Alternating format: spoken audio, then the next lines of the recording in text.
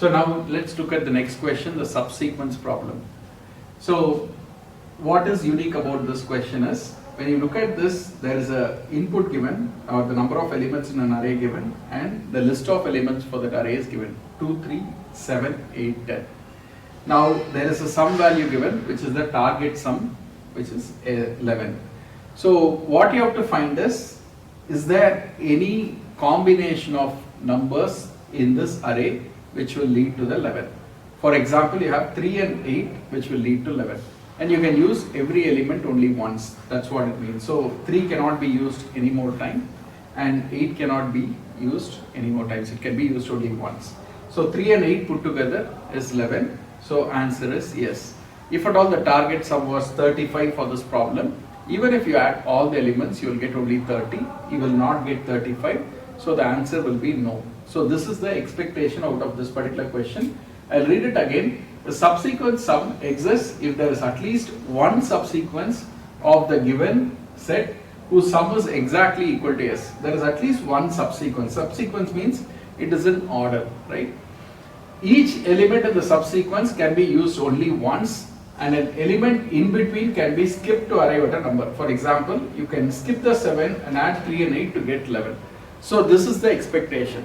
So all this while in all the backtracking problems that you did, it was continuous. You could not exclude an element in between. For example, in a maze, when you are traversing a path, you cannot skip a step, right? You have to follow all the steps to get to the destination. In this particular question, you can start with 2, 3, 7, 8, or you can start with 3, 7, 8, or 7, 8, 10, or 8, 10, right?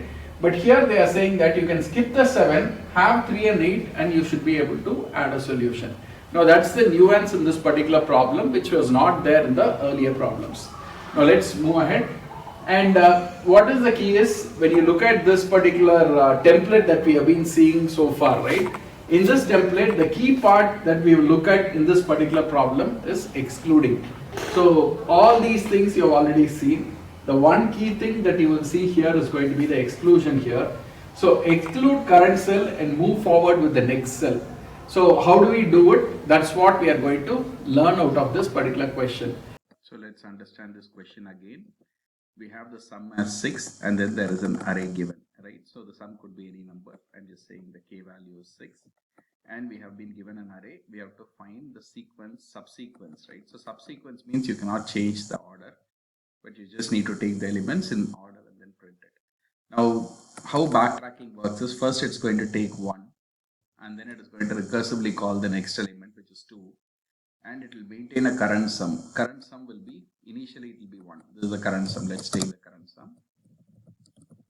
Okay, initially it will be 1. Once 2 is added, it will be 3, and then 3 will be added, so it will become 6, and then 5 will be added, it will become 11, and it will add 10, and then it will become 21, right? So this is the current sum including all the numbers, right? It could have stopped when 6 was there, but that's not the way it will work. I'll explain this logic first, right?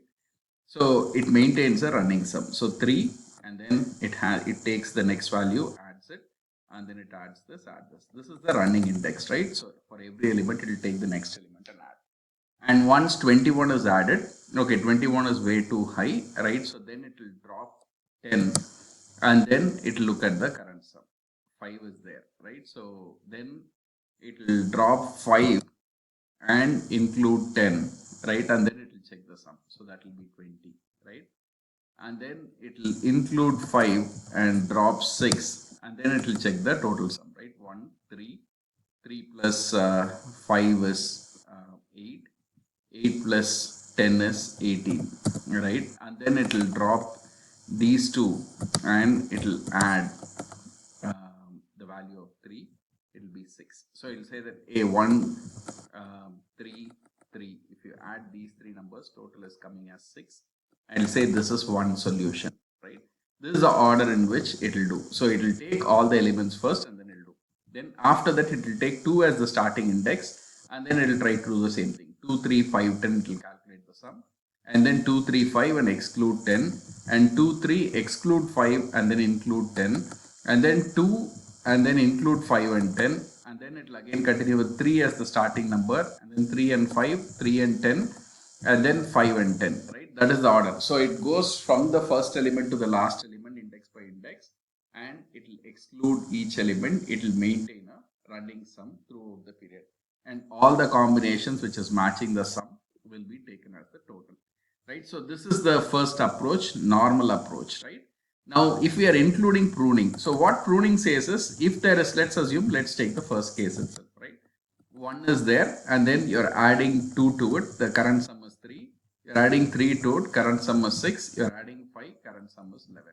Right, you're seeing that, hey, I've crossed the 11 value, right? There is no point continuing because my expectation is only 6, right? So actually it will say that, oh, it's greater than or equal to 6, right? So it will say 1, 2, 3, if these 3 values are added, we already reached 6. We don't have to go any further. That's what it will look at, right? So if this number was 4, it will be 137, right? And the expectation is 6. If you have crossed the 6 value, if you have reached the 6 value, it will say that we have already done that. So already we have crossed that value. There is no need to include 5 and 10 because already my total is greater than the overall value. So this is called pruning. Pruning, what it helps is, it will avoid the backtracking from going into multiple recursive cycles which are unnecessary. In this particular case, there is no point including 1, 2, 4, 5, 1, 2, 4, 5, 10, right? So 1, 2, 4, once you have started, already your sum is greater than 6, right? So you don't have to do 1, 2, 4, 5 and 1, 2, 4, 10. So at least 2 recursive calls at a minimum have been stopped because of pruning. Now that we understand the algorithm at a high level, right? Let's get into the code to see how it works. So this is the code, this is the main code, right? Very similar in the main code, similar to the other ones. We get the number of elements, which is the n, and you have a nums, which is the global value, right? So k, which is the sum, nums, and the number of elements, all these are global variables. And the total count, right, that we'll have overall, that will also, the count of solutions that we are getting, which we'll finally print, that is also a global variable. So now we have got the value, we have got the sum, and we are starting with index 0 and with current sum as 0, right? In the earlier case, we saw that the cumulative sum will be maintained. And the solution matrix, if you look at it, it is not a 2D array here, right? It is a simple linear array. So we are maintaining it in an array list. In Python, you can maintain it in a list, right? So this is what we are adding. So what is happening is, why not an array and why a list, right? That's again a question. In a list, it's easy to add and remove elements. In an array, you have to maintain and manage with the index because it is difficult to delete an element from an array. That's why the array list is used. Now, okay, we have started with index 0. So first is the goal check. This is the standard template that we always have. We have the goal check. So when the goal will be checked, when the index, right, the running index reaches the last element. As I said, it will not check during the middle till all the elements are processed, one single length. Till then it will not do. When the length is equal, index is equal to num length, it will check if the current sum, which is the running sum, is equal to the expected sum. If that is the case, it will say, hey, we have found a solution. It will increment the count, right? And it will print the solution till then. It's having a false here because we want to continue searching other paths as well, right?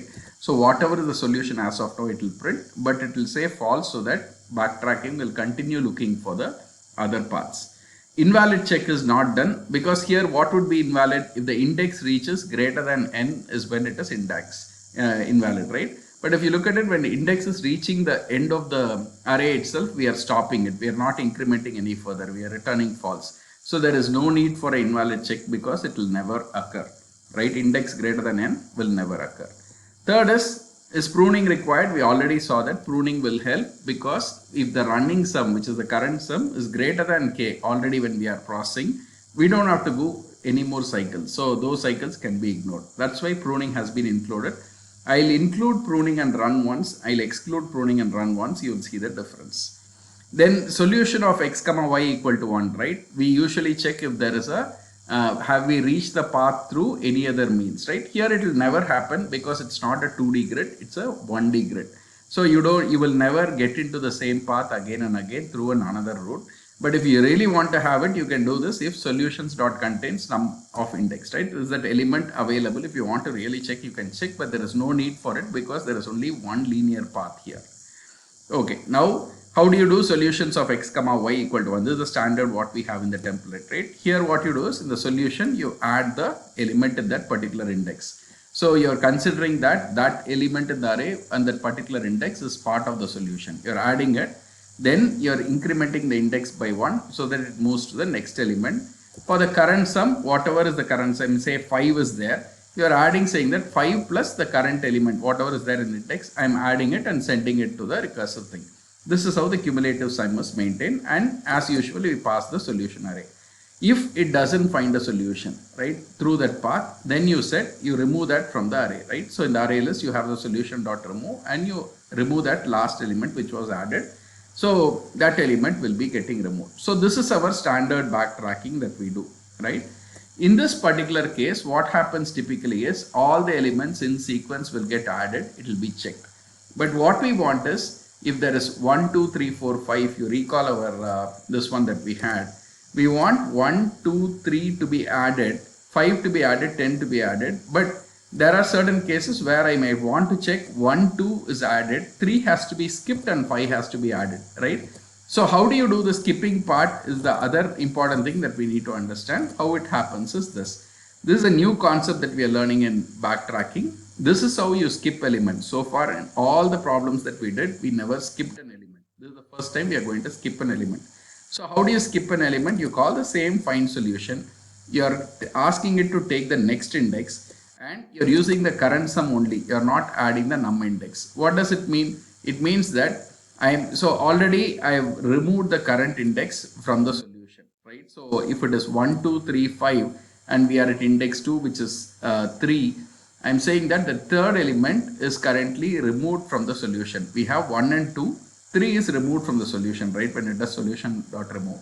And I'm saying I'm going to call the index plus 1 which is going to be the next element 5 with the current sum itself. I am not including the value of 3 and then I'm calling the same recursive of solution.